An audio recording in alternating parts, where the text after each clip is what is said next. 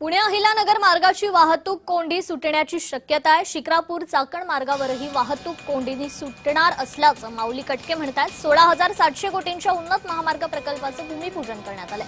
पुढील 4 वर्षात प्रकल्प पूर्ण होणार असल्याची कटकेंची माहिती आहे। पुणे अहिल्यानगर आणि शिक्रापूर चाकण महामार्गावरील वाहतूक कोंडीवर आता लवकरच मोठा दिलासा मिळण्याची शक्यता आहे। या मार्गांवर तब्बल 16,700 कोटी रुपयांच्या उन्नत महामार्ग प्रकल्पांचं भूमिपूजन होत असून पुढील 4 वर्षात हे प्रकल्प पूर्ण करण्याचं नियोजन आहे। नगर रोडवरील लोणीकंद आणि सोलापूर रोडवरील उरुळी कांचन पर्यंत मेट्रोचंही नियोजन करण्यात आलेलं आहे। तसेच या उन्नत महामार्गाला उपमुख्यमंत्री अजित पवार यांचं नाव देण्याची मागणी शिरूर हवेलीचे आमदार माऊली कटके यांनी केली आहे। या संदर्भात त्यांच्याशी संवाद साधलाय आमचे प्रतिनिधी अमोल दरेकर यांनी।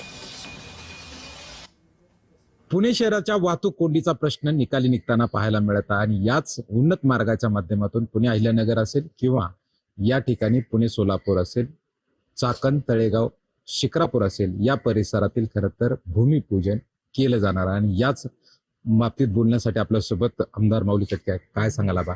खरं तर तो सुवर्ण दिवस आलेला आहे।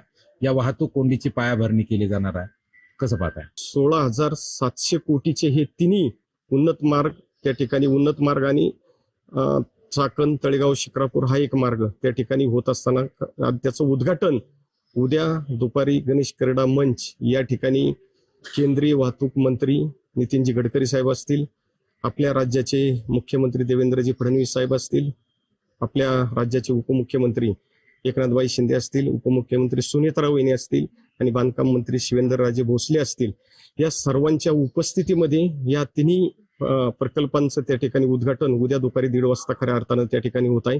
खऱ्या अर्थानं हा एक सुवर्ण क्षण खऱ्या अर्थाने या ठिकाणी म्हणावं लागेल की दादांनी जे डेव्हलपमेंटचं स्वप्न पुणे आणि या महाराष्ट्रासाठी पाहिलं आणि आज खऱ्या अर्थानं या स्वप्न पूर्ण होताना दादांचं असणं फार खऱ्या अर्थानं त्या ठिकाणी गरजेचं होतं। दादांची जयंती देखील 22 तारखेला या ठिकाणी आहे।